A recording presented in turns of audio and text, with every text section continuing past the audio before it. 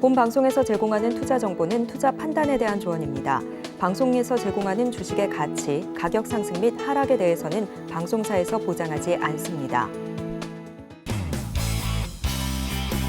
시청자 여러분 안녕하십니까? 깊이 있는 인사이트로 여러분들의 투자를 이끌겠습니다. 저는 강관우입니다. 저는 이혜은입니다. 네, 전일장 우리 2,500선을 마침내 돌파를 했는데요. 자금들은 에코그룹주로 계속적으로 이렇게 쏠려 가고 있습니다. 오늘 장 어떻게 될지 한번 보시고요. 오늘 한은에서 기준금리 결정을 합니다. 전체적으로 동결 우세한데 어떻게 될지 한번 보시죠. 네, 오늘 그리고 이번 주 내내 중요 이벤트들이 상당히 많이 포진해 있는 한 주입니다. 그런 만큼 저희 증시8과 함께 하실 이유 더욱더 분명하신 거겠죠. 자, 저희 서울경제TV 유튜브 놀러 오시면요. 아침에 조금 시간을 놓쳤는데 하시는 분들도 방송 처음부터 다시 돌려보실 수가 있습니다. 정말 중요한 한 주인 만큼 저희 방송 꼼꼼히 챙겨보셔야만 투자 전략 더욱더 성공적으로 짜실 수 있을 것 같은데요. 유튜브에 서울경제TV 검색해 주시면 실시간 방송 중인 화면 들어오실 수가 있고 또 실시간 채팅창에도 참여하실 수가 있습니다. 실시간 채팅창 통해서 궁금하신 부분들 그리고 앞으로 저희 방송에서 다뤄줬으면 하는 부분들도 함께 남겨주시면 저희가 최대한 확인해서 방송에서 다뤄드릴 수 있도록 할 테니까요. 저희 서울경제TV 유튜브에도 많은 관심과 사랑, 좋아요와 구독도 함께 부탁드리도록 하겠습니다. 자, 그러면 이제 본격적으로 증시8 출발해 볼 텐데 오늘도 파이팅입니다. 화이팅! 네, 어제 셀바스 AI, 인공지능 관련주 중에서 항상 대장주 역할을 했던 주식인데 어제 많이 떨어졌습니다. 그래서 저희가 한번 코너를 마련해봤습니다. 네, AI 대 인간.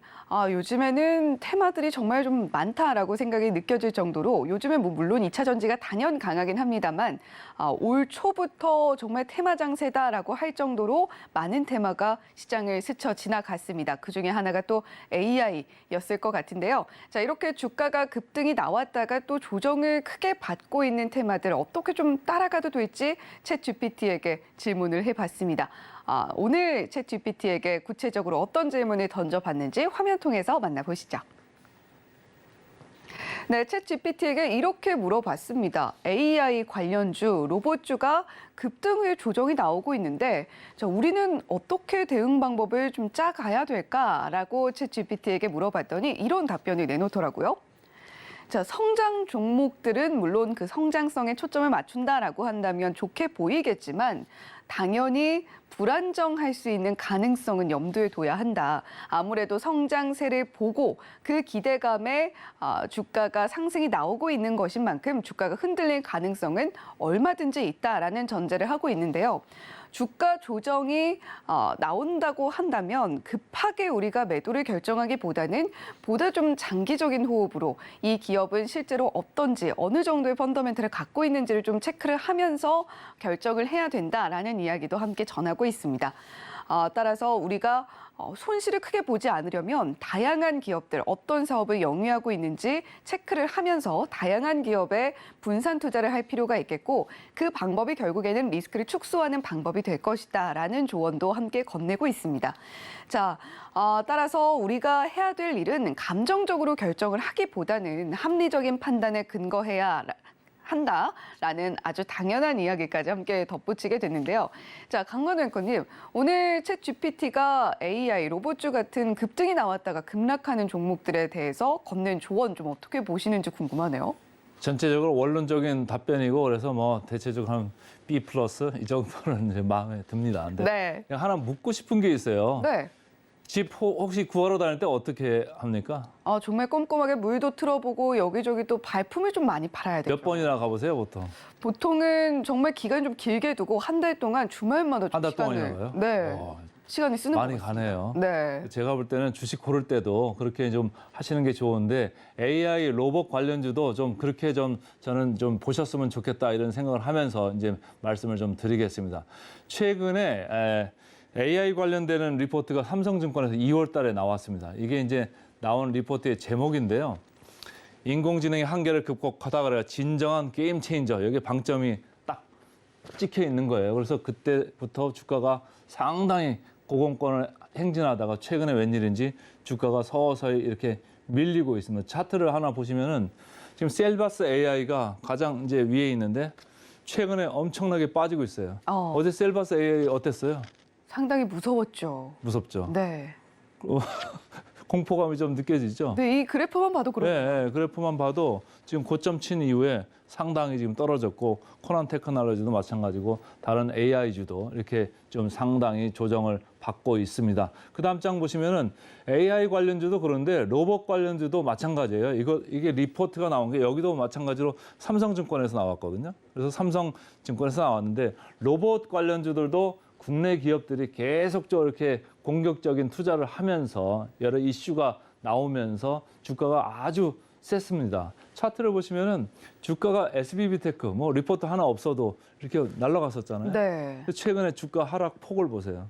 상당히 강해지고 있고 레인보우 로보틱스 뭐 삼성이 이제 지분 투자로 상당히 이게 이제 일대주주 되는 거 아니냐 이런 얘기까지도 나왔던 주식인데도 불구하고 같이 밀려내리고 있다. 이렇게 보시면 되고 제일 밑에 SPG 그나마 돈 버는 회사인데 돈 버는 회사가 이런 데는 주가는 좀 덜 올라요. 네, 오히려 덜 올랐잖아요.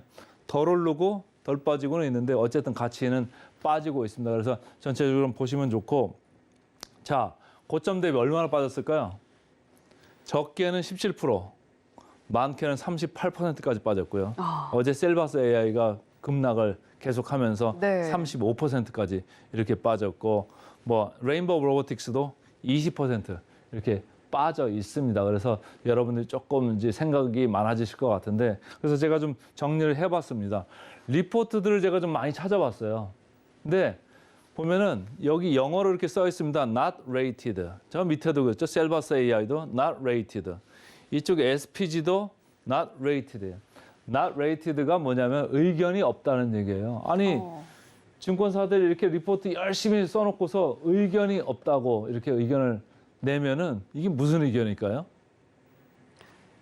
받아들이기로는 조금 조심해라. 네, 조심해라 이런 얘기예요. 주가는 올라가가지고 내가 지금 리포트는 쓰는데 나도 잘 설명을 못하겠다. 목표 주가를 내야 되는데 목표 주가 내자니 좀 겁이 좀 난다. 아니면은 의견을 내자니 시장에서 욕 얻어먹을 것 같다. 뭐 분위기를 갖다가 좀 누르면은 욕을 얻어먹지 않습니까? 그러니까 리포터들은 쓰는데 의견이 없는 겁니다. 그래서 그런데 여기 레인보우 로보틱스는 목표 주가가 하나 있어요. 10만 원. 근데 어제 종가가 11만 원 정도 됩니다.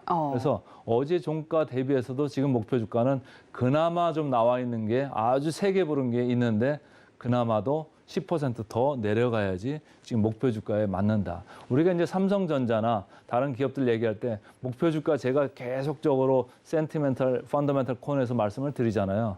그 목표 주가 드릴 때 컨센서스는 대체적으로 20%에 30% 정도의 목표 주가 대비 괴리율 이런 게 있거든요. 근데 여기는 목표 주가 대비 20, 30%가 아니고 마이너스 10%라는 거예요. 그러면 여러분들이 이제 생각을 뭘 해야 될지를 잘 아시겠죠. 제가 뭐라고 이렇게 단정적으로 말씀은 드리지는 않겠습니다.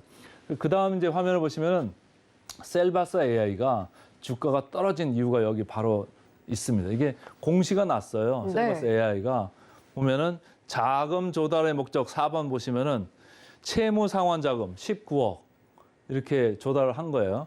근데 769억을 전체적으로 운영 자금을 필요한데 네. 그중에 19억은 빚 갚는 데 쓰겠다 이런 얘기예요. 그럼 나머지 돈은 어디에 쓸까? 사람들이 이제 생각을 하는 거지. 이게 M&A를 위한 자금을 확보를 미리 하는 걸까? 아니면 그야말로 문자 그대로 운영 자금인 건가? 성장을 위해서 쓰는 건가? 이런 거에 대해서 이제 물음표가 많아질 수 있는데 왼쪽을 보시면은 신주 예정 발행가가 19,710원입니다. 그리고 전일 종가가 22,900원이에요. 떨어졌는데도 저 정도예요. 네. 그러면 여러분들이 생각하실 때 뭐 물론 이제 신주 발행할 때는 할인해서 발행을 합니다만은 조금 더 하락폭이 있을 수도 있겠다 이런 생각도 하시는 거고.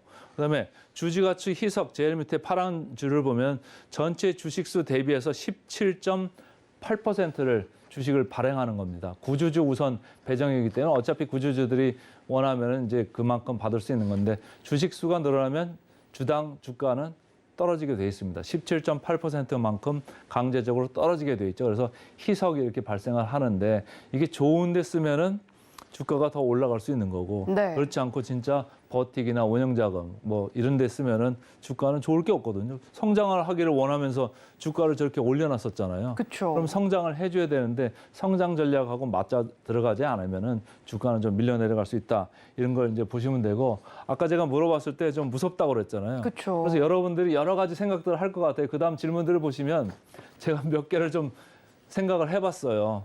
다른 주식들은 괜찮을까?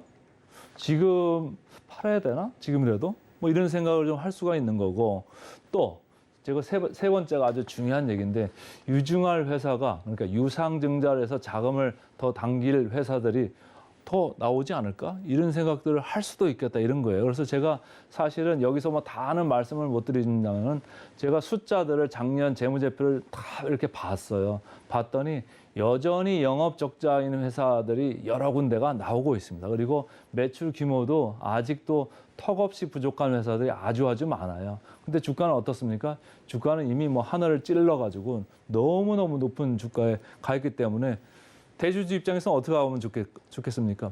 돈을 당겨가지고 자금을 확보하는 게 좋겠죠. 네. 근데 자금을 확보하면 주가는 어떻게 됩니까? 영향을 받을 수 있습니다. 그러니까 그런 걸 좀 유념하시면 좋고 회사들의 현금이 충분한가? 이런 거 물음표를 제가 했는데 충분한 회사도 있고 아닌 회사도 있더라. 그래서 아까 AI도 그랬잖아요. 옥석을 좀 가릴 필요가 있겠다. 이런 네. 얘기 한 건데 그것들도 좀 면밀히 좀 살펴보시면 좋을 것 같고 제일 마지막도 상당히 중요합니다. 장기적으로 봤을 때 결국은 성장 회사가 성장을 해가지고 이익을 많이 벌어들여서 지금의 주가 밸류에이션을 정당화 시켜야 되는데 아직 그러려면 시간이 너무너무 많이 걸릴 수 있다. 이런 걸 좀 생각을 하시면서 여러분들이 좀 결론을 좀 머릿속에서 좀 내시면 좋을 것 같고요. 그래서 제가 마지막으로 하나만 터치를 하고 이제 마치겠습니다. 밸류를 제가 봤어요. 제가 밸류 열심히 보는 사람이잖아요. 근데 제가 보통 이 차트를 그려올 때는 점선을 이렇게 그려와가지고 오른쪽으로 가면 저평가다, 왼쪽으로 네. 가면 고평가다 이런 점선을 막 이렇게 줄을 딱 가져왔는데 오늘은 여기는 없네요. 점선이 없습니다. 무슨 얘기냐면 다 거의 비싼 쪽에 있어가지고 점선을 그릴 필요가 없더라고요. 그래서 여러분들이 뭐 AI나 로봇 관련주들 분위기 타는 주식들은 분위기 안 좋아지면 어떡한다? 여러분들이 결정하시면 좋을 것 같습니다. 네, 오늘 좀 AI 대 인간 저희 코너 이름에도 들어가 있는데 AI 관련주들 상당히 많이 날아오르는 모습들 연초에 좀 보셨을 겁니다. 하지만 최근 들어서 특히 셀바스 AI를 필두로 해서 주가가 좀 급격하게 조정을 받고 있는 모습 보면서 공포감 느끼신 분들도 많으실 것 같은데요. 그에 좀 상응하는 주제로 오늘 AI 대 인간 주제 선정을 해봤고 많은 이야기, 많은 생각이 좀 드실 것 같습니다. 일단 AI 대 인간 챗GPT가 AI 대표이기 때문에 오늘 챗GPT 한마디는 좀 팔이 안으로 굽는 쪽으로 한마디 정리를 해봤습니다. 꺼진 테마도 지금 시점에서 꼼꼼하게 다시 보자라는 한마디로 정리를 해봤는데 자, 강관우 앵커님의 한마디가 더 궁금해지는 하루입니다. 저는 조금 우려감을 좀 넣을게요. 저라도 좀 지금 증자하고 싶은 생각이 좀 있거든요. 그래서 제가 볼 때는 증자할 회사 또 나올 수 있다. 이렇게 하겠습니다. 네, 지금 AI 테마, 특히 뭐 로봇 테마 이런 부상하는 테마들을 보고 계셨다라고 한다면 오늘 내용 반드시 생각하시면서 특히나 방금 화면으로 보셨죠? 꼬리에 꼬리를 무는 질문들 그 대답을 찾을 수 있는지를 반드시 체크하시면서 투자 전략 짜 보셔야겠습니다.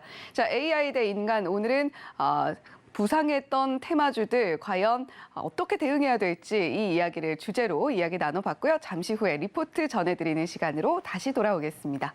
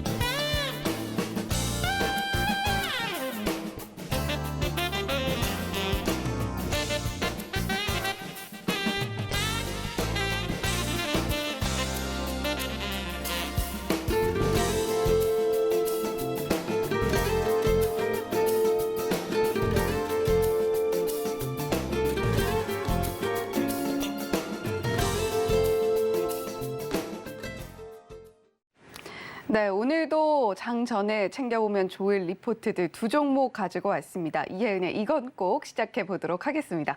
자, 오늘은 첫 번째 종목으로 어떤 종목 가지고 왔을까요? 자, 화면으로 확인해 보실 텐데, 자, 여러분들께서 많이 들고 계시고 좀 최근에는 또 개인 투자자분들이 많이 팔고 계시다고 해서 또 어떨지 모르겠네요. 삼성전자 첫 번째 종목으로 가지고 왔습니다. 자, 삼성전자 실적이 나왔습니다. 그리고 감산에 대한 구체적인 언급까지도 함께 나왔습니다. 자, 따라서 리포트 제목 감산. 감사합니다라고 붙어 있네요. 자, 감산이 왜 감사한지 아래 내용 체크박스 함께 보시면요. 1분기 영업이익은 6천억 원으로 나왔습니다. 시장 전망치가 7천억 원에서 1조까지도 나올 것이다라는 전망치는 있었습니다만 영업이익 6천억 원가량으로 어닝 쇼크다라는 이야기가 함께 시장에서 나왔음에도 불구하고 삼성전자 주가는 상승이 나오고 있습니다. 이틀 연속 상승을 하고 있는데, 자, 메모리와 스마트폰 부문에 대한 우려가 상당히 컸습니다. 아무래도 메모리 업황 좋지 않다라는 이야기가 계속해서 지배적으로 들려왔기 때문에 메모리에 대한 우려 상당히 컸고요. 경기 침체에 대한 우려 때문에 스마트폰 수요를 과연 사람들이 새 스마트폰을 계속해서 쓸까에 대한 의구심이 있었던 것도 사실입니다. 따라서 메모리, 스마트폰 부진할 것이다라는 이야기 계속해서 나왔음에도 불구하고 우려했던 것에 비해서는 양호하게 수치가 나왔다라는 부분까지도 체크해 보시면 좋겠고요. 더불어서 이번 실적 발표의 핵심은 아무래도 감산의 방점이 찍혀 있었던 것 같습니다. 삼성전자가 지금까지는 인위적인 감산하지 않겠다라고 못을 박았던 상태였는데 이제는 실질적으로 감산에 대한 언급이 나오면서 공식화가 됐고요. 주가 상승의 트리거가 될 수 있을 것이다라는 기대감이 공존을 하게 됐습니다. 따라서 삼성전자가 감산을 공식화하게 된 배경을 짚어보면요. 앞으로 중장기적으로 반도체 사업 부문에서의 수익성을 극대화하려는 노력, 우리도 열심히 적극적으로 나서보겠다라는 의지 확인이라고 할 수 있는데, 중장기 수익성의 극대화를 위한 결정으로서 결국 감산을 선택한 것, 삼성전자다라고 생각을 해보시면 되겠습니다. 자, 삼성전자 감산 감사합니다. 이렇게 좀 재밌는 제목이 붙어 있었는데 구체적인 내용도 한번 살펴보도록 할게요. 자, 전사 실적은 물론 예상치를 하회하는 모습을 보여줬습니다. 하지만 메모리와 스마트폰은 양호했다라는 이야기 전해드렸는데요. 1분기 매출은 11%, 분기 대비 11%가량 하회하는 모습 보여줬고 영업이익도 86%가량 떨어지는 모습 보여줬습니다. 부문별로는 DS, 이 반도체 적자가 4조 원을 넘겼고요. 메모리 부문 영업 적자는 4조 3천억 원가량으로 집계가 됐습니다. 이 중에 재고평가 손실을 따져보면 이게 한 1조 원 규모 된다라고 해요. 그럼에도 불구하고 메모리 쪽이 양호하게 실적이 나왔다라는 것은 디램의 가격 하락폭이 제한적이었고 낸드 플래시의 출하량은 예상치를 좀 상회했다라는 것으로 판단이 되고 있습니다. 자, 그렇다면 감산 결정으로 업황 내에서 중장기 수익성을 극대화한다라는 것은 어떤 내용일까요? 삼성전자 잠정 실적 설명 자료를 내놨죠. 기존에 진행 중이던 자연적인 감산 외에 의미 있는 수준까지 메모리 생산량을 하향 조정하겠다라는 발표를 내놨습니다. 인위적인 감산이 없다는 기존 입장에서 명백한 변화를 나타낸 것이겠고요. 시장에서 기다려온 주가 상승의 트리거가 될 것이다라는 이야기 앞서서도 전해드렸습니다.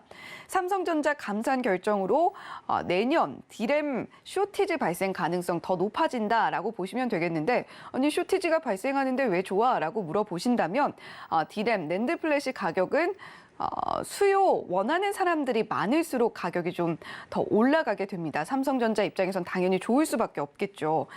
현 시점까지 투자 축소에 또 인위적인 감산이 없다는 메시지를 일관적으로 유지를 해왔던 삼성전자인데 경쟁사의 투자를 좀 억제하는 한편 감산 규모 확대를 유지하려는 삼성전자의 보관이었습니다.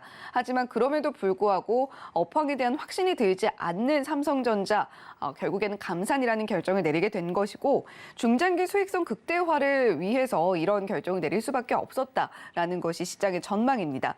구체적인 감산 규모는 공개를 하지는 않았는데요. 2022년 말 대비로 15에서 또 20% 수준의 웨이퍼 투입량 감소가 기대가 되고 있는 상황입니다. 삼성전자는 아무래도 메모리 반도체 굴지의 기업 3사, 삼성전자, SK하이닉스 그리고 미국의 마이크론 테크놀로지 이 3사 중에서 높은 시장 점유율, 압도적인 시장 점유율을 갖고 있기 때문에 경쟁 업체 대비 원가 우위까지도 함께 보유하고 있어서 반도체 업황이 돌아서게 될 때 분명히 크게 수혜를 받을 수밖에 없을 것이다라는 증권사의 시각입니다. 따라서 투자 의견 매수 유지하고요. 목표 주가 8만 원으로 유지를 합니다. 삼성전자 최근에 좀 주가가 지지부진하게 흘러갔던 부분이 있었는데 다시금 오늘 소개를 해드린 증권사뿐만이 아니라 많은 증권사에서 목표 주가 8만 원, 또 나아가서 9만 원까지도 제시를 하고 있습니다.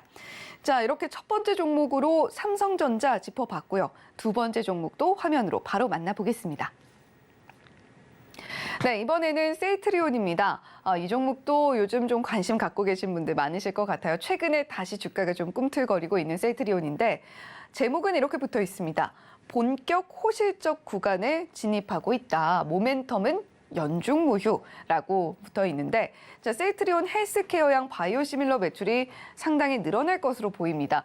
이런 부분 당연히 세이트리온 그리고 세이트리온 헬스케어에도 좋은 영향을 미칠 수밖에 없겠죠. 자, 영업이익률을 보면요. 2021년 4분기 때 좀 세이트리온이 좋았습니다. 이때 이후에 오히려 가장 높을 것이다. 2021년 4분기 이후에 오히려 이번 분기가 가장 좋을 것이다 라는 부분 체크해 볼 수가 있겠고요. 자, 세이트리온이 지금 현재 주력으로 좀 밀고 있는 부분이 바로 램시마 SC입니다. 피하 주사 형태로 또 주입을 하게 되는 이 주사 물질이기 때문에 램시마 SC 쪽에서 나오고 있는 매출이 상당히 크고요.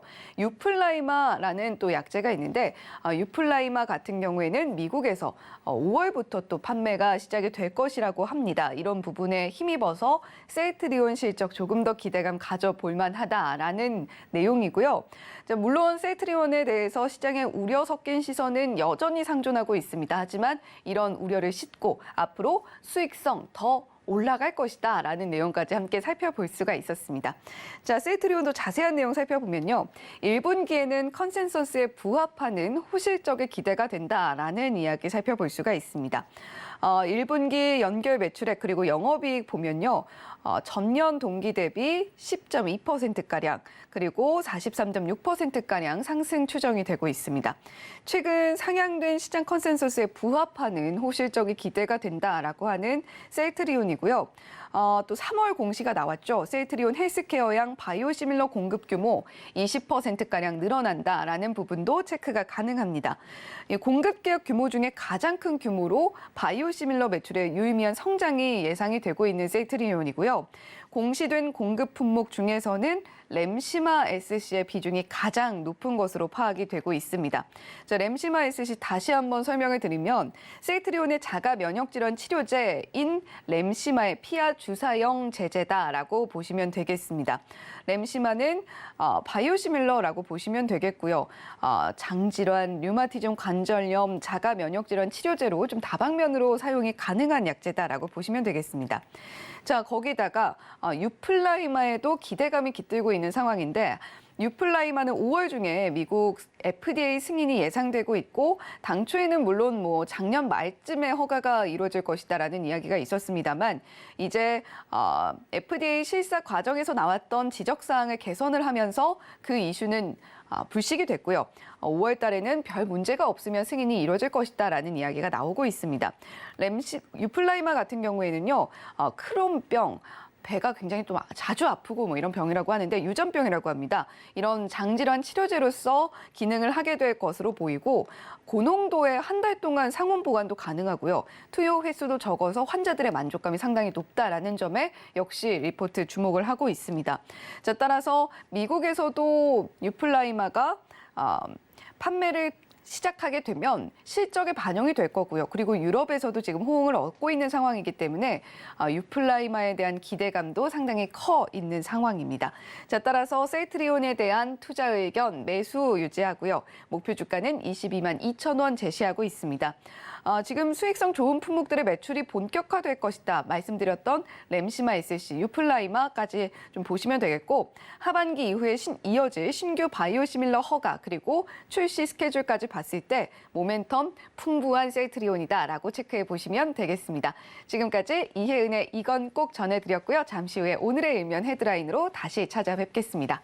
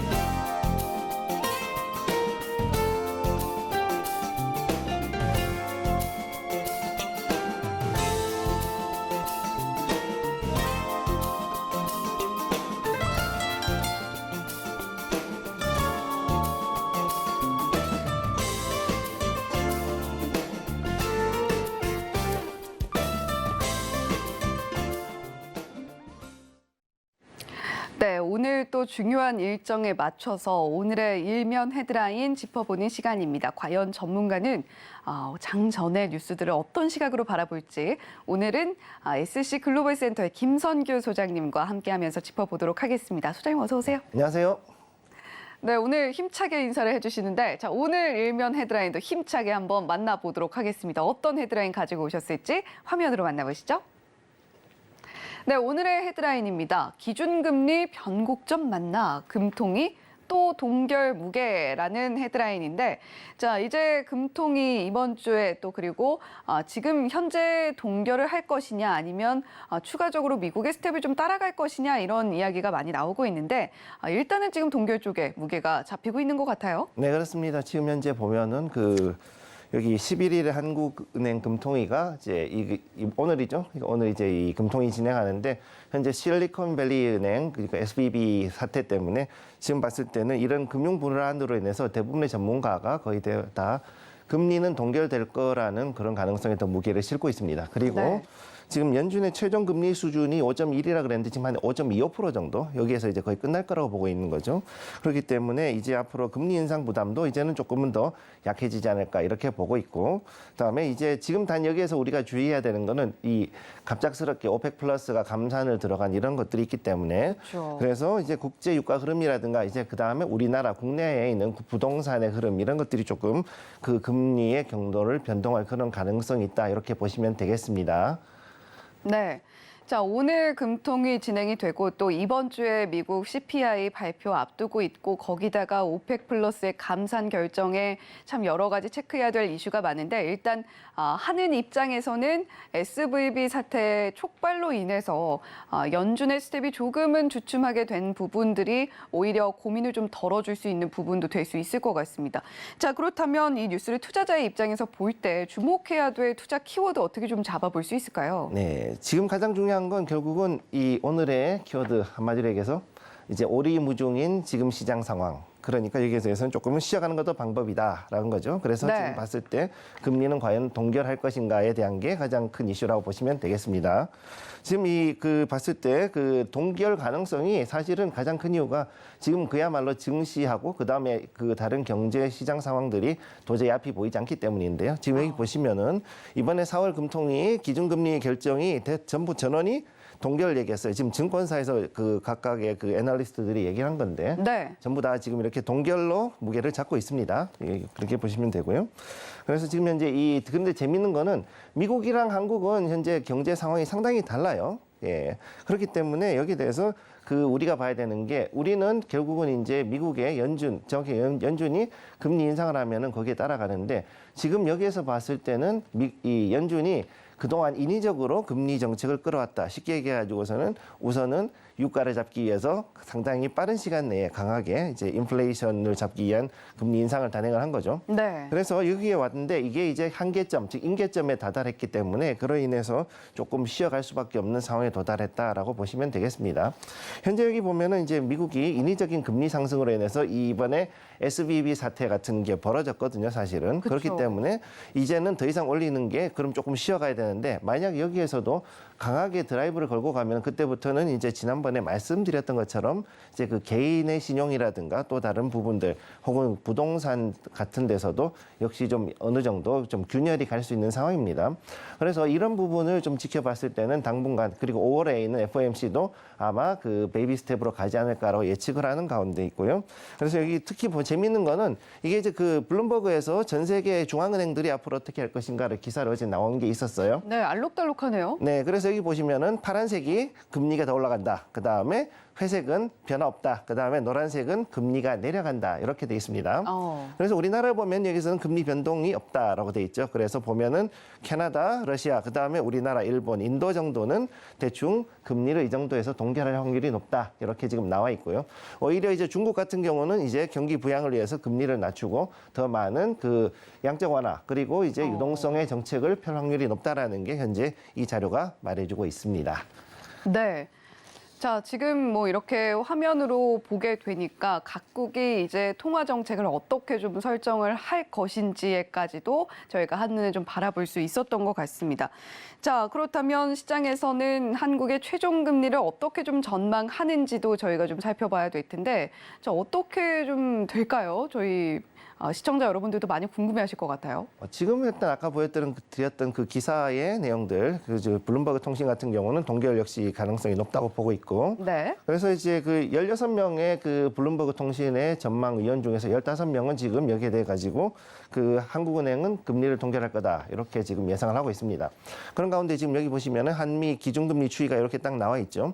그래서 작년 11월부터 해가지고서 서서히 이제 그 금리가 역전이 일어나기 시작했어요, 사실은.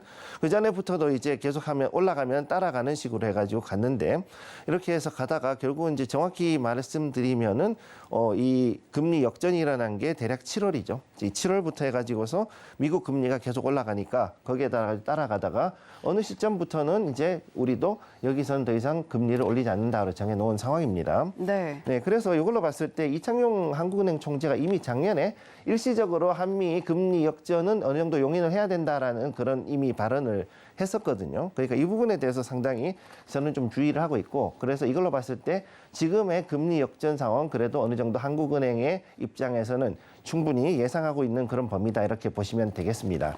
그래서 여기 보면은 이제 시장은 이제 연준이 5월에 베이비 스텝, 즉 FOMC에서 어떤 식으로 움직이느냐에 따라서 이제 볼 것으로 보이고, 그 이후에 현재로서는 더 이상 금리를 올리기에는 약간의 시장에 무리가 가니까 좀 금리를 동결한 상태에서 장기간 고금리를 유지하는 그런 상황으로 갈 것으로 보이고요. 그래서 이 부분에 대해서는 조금 이제 우리가 조심을 해야 되는 게, 그럼에도 불구하고 만약에 아직까지는 여전히 그 미국 연준은 매파가 아직은 많이 앞서 있다 보니까 네. 여전히 금리 인상을 단행할 경우에 우리나라에 좀 여러 가지 부작용은 있을 수가 있습니다. 네.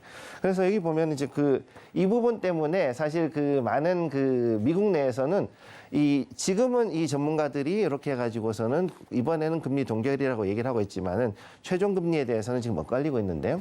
네, 골드만 같은 경우는 지금 한 3.75%까지 해서 추가 금리 인상이 있을 수도 있다. 뭐 이런 얘기를 하고 있는 반면에 시티는 아니 이 정도면 이제 아마 한국은행이 그렇게 올리지 않고 현 수준에서 금리를 유지할 것이다. 이런 식으로 해가지고 증권사들은 오히려 그리고 이제 IB들은 지금 굉장히 그 얘기가 엇갈리고 있다고 보시면 돼요. 네, 그렇기 때문에 그러니까 이번엔 동결이지만 네. 앞으로에 있어서는 조금은 엇갈린다. 그렇죠. 그리고 이제 연말이 되면 오히려 한 번 정도 더 이제는 금리를 인하하지 않을까라는 그런 이야기까지 나올 정도면은 현재 상태에서는 연준이 더 이상 그 인위적인 금리 상승을 하는 게 이제는 한계점에 왔다라는 그런 의견들이 좀 지배적이라고 보시면 되고. 네. 근데 또 재밌는 건 뭐냐면 지금 우리나라도 이제 금통위 위원들이 또 바뀌거든요. 근데 그렇죠. 웃기는 게 이 한 분은 매파, 한 분은 비둘기파. 그렇군요. 예, 그래서 지금 보면 이제 비교적 균형인가요? 예, 뭔가는 잘 모르겠지만 매파 성향의 이제 그 장용성 서울대 교수님하고 그다음에 이제 그 우리 그 박준섭 대한사회체육회 사무총장님 같은 경우 이제 이분은 비둘기파로 분류가 되는데 네. 이렇게 해가지고서는 매파 한 분, 비둘기파 한 분이 들어가가지고 지금 분위기 어떻게 될지 봐야 돼요, 이게 지금. 그래서 이번에 이제 그 금통위 전망이 상당히 좀 중요한 부분을 차지하고 있다 이렇게 보시면 되겠습니다. 네, 결국에 이번 금통위 결과보다는 앞으로 한은이 어떤 스텝을 밟아 나갈 것인가에 좀 시장에 초점이 맞춰져 있는 것 같은데, 자, 그동안 미국이 급격하게 정말 빠른 속도로 금리를 인상을 했고, 또 그 여파로 우리도 좀 서둘러서 금리를 올릴 수밖에 없었습니다. 그 중에서도 가장 좀 크게 타격을 받은 부분이 부동산 경기다라고 볼 수가 있겠는데, 물론 뭐 부동산 경기가 금리 인상만으로 굳어진 건 아닐 것이고요. 물론 뭐 규제나 여러 가지 정책적인 부분도 있었습니다만, 자, 앞으로 한은의 금리 향방에 따른 시장별 전망도 좀 들어봐야 될 것 같아요. 뭐 인상의 시나리오, 동결의 시나리오, 또 말씀해 주셨던 것처럼 인하까지도 하게 된다면 그때 상황의 시나리오는 좀 어떻게 흘러가게 될지도 궁금합니다. 지금 전체적으로 봤을 때는 지금 상태에서 동결이 가장 큰 그 주류이기 때문에 그쪽을 관해서 말씀을 드리면은 네. 일단은 현재 그 이런 상태에 갔을 때 지금 이런 긴축이 현재 18개월째 유지가 되고 있거든요. 상당히 일찍 해가지고 선제적으로 우리는 대응을 한 편이고, 그래서 여기에 대한 그 우리 우려는 뭐냐면 바로 이제 그 부동산, 특히 이제 그 건설사 부도 관련된 그런 부분이 가장 큰 리스크다라고 보시면 되겠습니다. 그래서 현재 시장 참가자들 같은 경우, 그 다음에 여기에서 우리 그 채권 같은 경우에는 이번에 금리가 동결이 된다 그래도 시장은 그래도 채권 시장 그렇게까지 좀 뭐라 그럴까 좀 화랑을 띠기는 어려울 것이다라고 보고 있죠. 왜냐하면 채권은 이미 그 미국 쪽의 금리가 더 높기 때문에 네. 이제는 옛날같이 K본드가 좀 그 인기 있는 인싸는 아니다라는 게 현재 그 전문가들의 의견이라고 보시면 되고요.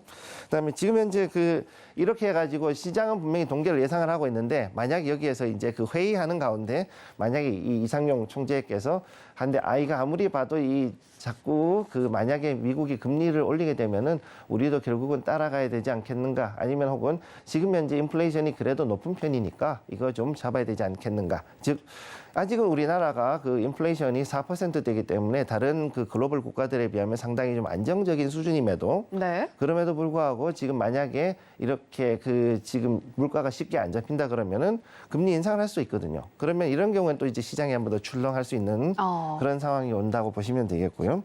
그래서 지금 이렇게 봤을 때 현재 앞으로 증시에서는 외국인 자금이 조금 더 이탈할 가능성은 높아졌는데, 그럼에도 불구하고 제가 봤을 때 이 이탈이 그렇게 오래 가지는 않을 것이고 잠시 나갔다가 다시 한번 돌아오지 않을까, 저는 일단 그렇게 전망을 하고 있습니다. 그래서 이제 만약에 이렇게 하고 그 상황에서 이제 연말 정도 됐을 때 만약 금리가 인하가 된다 그러면은 오히려 이제 이번에는 외국인들이 돌아올 가능성이 상당히 높아진다고 보는 거죠.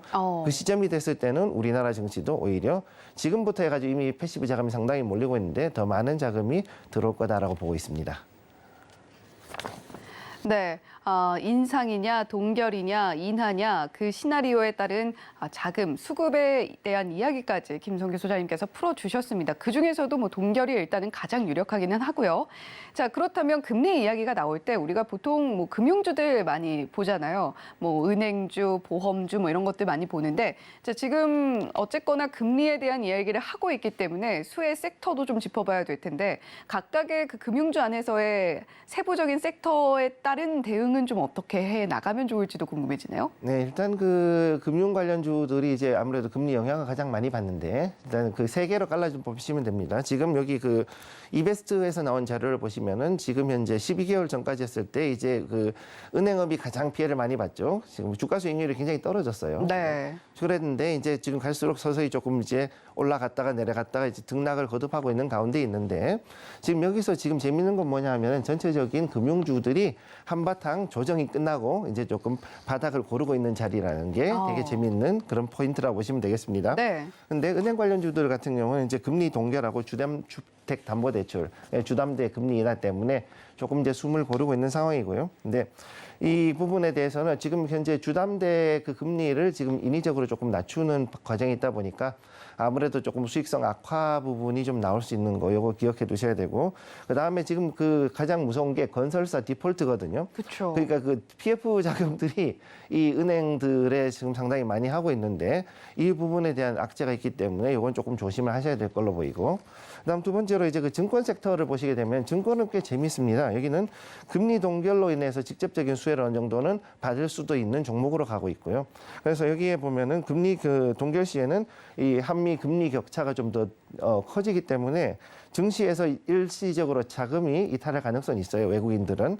그렇지만 아까 말씀드렸던 대로 다시 한 번 더 돌아올 확률은 충분히 있는 것으로 보이고, 그다음에 이제 연준이 이제 과연 5월 달에 FOMC에서 금리 인상 종결 발언이 나오느냐 아니냐, 이거에 대해서 좀 더 주목을 해야 되는데, 만약 지금 정도 상태에서 매수해 놓은 상태에서 만약 그 금리 동결에 대한 얘기가 나왔다 그러면 직접적인 수혜를 받을 수 있을 것으로 보입니다. 그래서 여기서는 이제 조금 잘 골라가지고 보시면 괜찮을 걸로 보이고, 마지막으로 보험주는 지금은 이제 그 DB 손해보험 같이 이제 조금 그 경영권 분쟁이 있는 종목들 빼고는 전체적으로 조금 그 가라앉아 있거든요. 그러니까 이런 부분들은 이제 그 지금 우리가 봐야 되는 건, 여기서는 그 요즘은 그 보험금에서 담보대출이 있지 않습니까? 그러니까 그런 부분들 좀 지켜하시고, 결정적으로 금융주는 차익 실현 매매를 단기하기는 어렵기 때문에 이 부분에 대해서는 여러분들이 미리 확인을 하시고 접근하실 것을 권해드리겠습니다.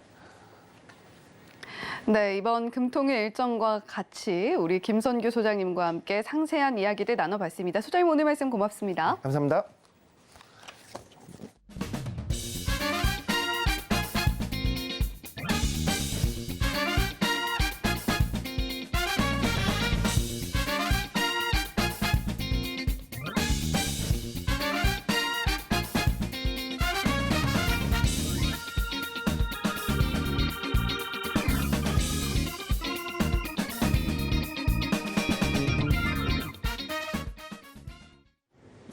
개장 29분 남기고 있습니다. 매일 이 시간 저희가 이건 사, 지금 사 이렇게 코너를 하는데, 다월투자증권의 이성웅 차장 화면 연결돼 있습니다. 안녕하세요.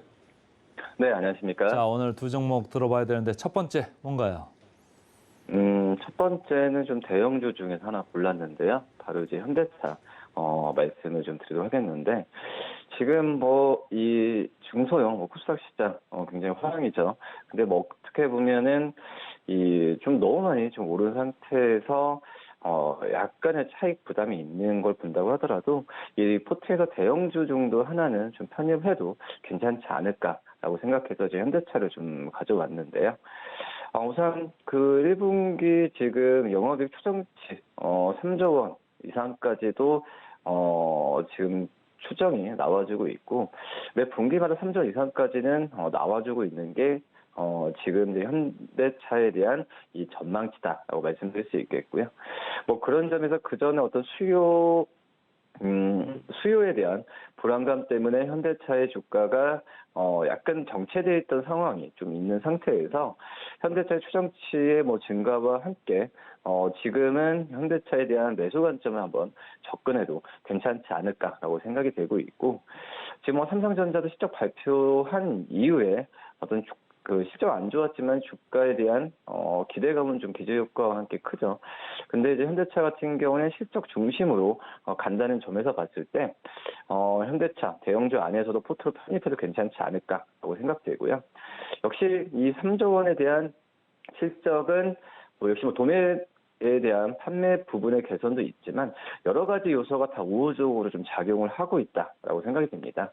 우선 환율적인 효과도 좀 있는 상태고, 이 환율에 대한 효과 부분은 이 현대차가 어떤 미국 현재 어떤 그 공장에 대한 생산 중심으로 한다는 점에서 봤을 때도 이 환율 효과는 이 1분기뿐만 아니라 올해 내내 어떤 그 기대감을 계속 자극을 하지 않을까라고 좀 생각이 되고 있고요. 또 이제 뭐 인센티브 정도도 개선이 되고 있는 상태고, 뭐 가동률 또 일회성 비용까지도 지금은 좀 안정화 추세가 좀 나와주고 있는 상태이기 때문에 현대차의 기대는 점점 더 올라갈 가능성이 있지 않을까라고 좀 생각이 됩니다. 지금 이제 1분기 본다고 하더라도 대기 수요가 어떻게 보면은 좀 빠르게 좀 소진하고 있죠. 그렇기 때문에 이 경쟁력 제품의 지속에 대한 부분에 있어서도 시장에서는 계속 올라갈 가능성이 있다라고 좀 생각이 되고 있고요. 지금 도매 판매도 올해 지금 목표를 거의 430만 대 이상까지 좀 잡고 있는 상태이기 때문에 그만큼 현대차 내부적으로도 이 올해 판매에 대한 부분은 자신을 하고 있다라고 좀 생각이 되고 있습니다. 뭐 그렇기 때문에 그전에 어떤 비관적인 전망에서 분위기가 180도 바뀌는 상황으로 가고 있는 부분이고, 그렇기 때문에 PER 기준으로 봤을 때도 지금까지 저평가 구간에 있는 그런 상황이지 않을까라고 좀 생각이 되고 있습니다. 여기에 어떻게 보면은 주저하는 효과, 여러 가지 뭐 삼박자가 좀 고르게 지금 갖춰지고 있고, 이 외국인 같은 경우에도 현대차를 지금 5일 연속 지금 수급적인 면에서 사고 있는 걸 봤을 때, 현대차 좀 무난하게 좀 매수 들어가도, 어떤 그 소개 성과를 올리지 않을까라고 좀 판단됩니다.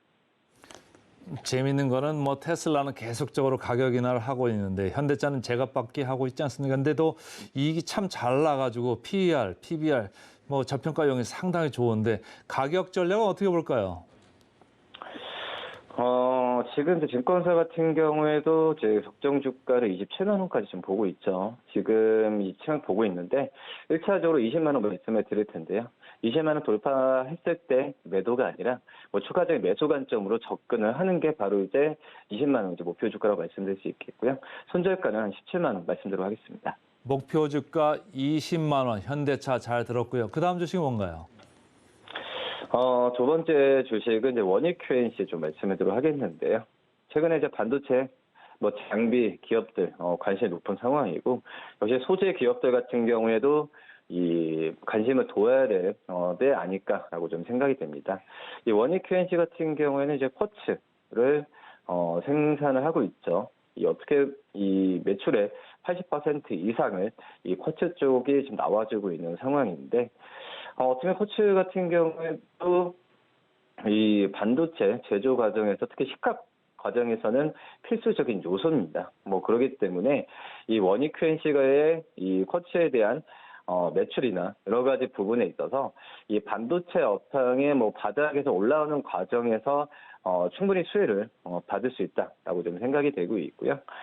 뭐 쿼츠 빼고는 뭐 세정이 한 12%, 또 세라믹 부품 여러 가지 램프까지 봤을 때 4%인데 역시 쿼츠 쪽이 매출 부분의 상당 부분을 차지하고 있으니까 지금 이제 쿼츠에 대한 어떤 수요 그리고 이 고객사 이런 부분도 지금 꼼꼼히 살펴야 되지 않을까라고 좀 생각이 되고요. 지금 본다고 하더라도 뭐 식각 그리고 뭐 증차 확산 공정에 이 쿼츠 소모품은 항상 사용되고 있는 추세로 좀 가고 있기 때문에 특히 이제 고객사 뭐 삼성전자, SK하이닉스 든든한 어떤 고객사를 좀 갖고 있다는 점에서 봤을 때 물론 이제 이 삼성전자의 일봉 시점 본다고 하더라도 이 상반기 때보다는 하반기 때 반도체 업황에 대한 사이클을 지금 기대하고 있죠.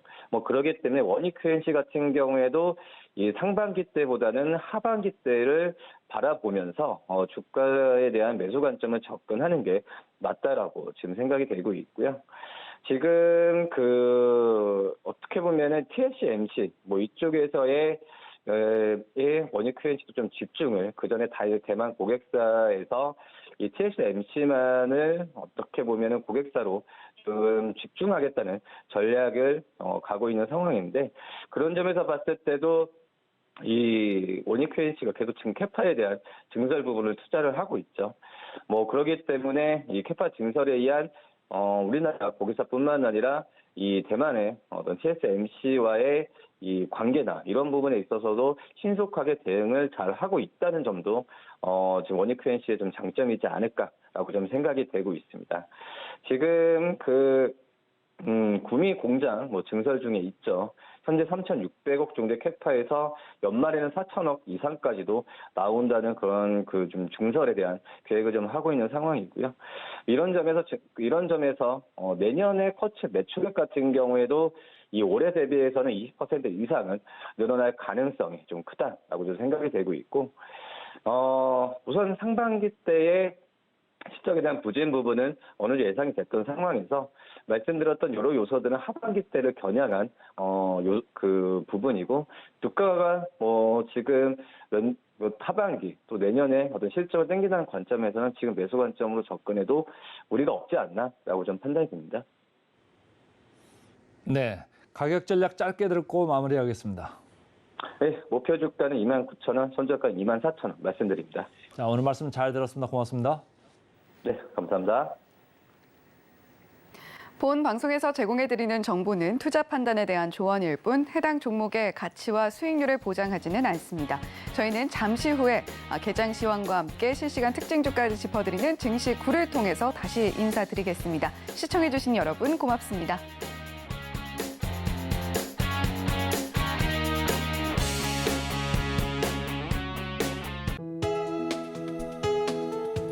본 방송에서 제공하는 투자 정보는 투자 판단에 대한 조언입니다.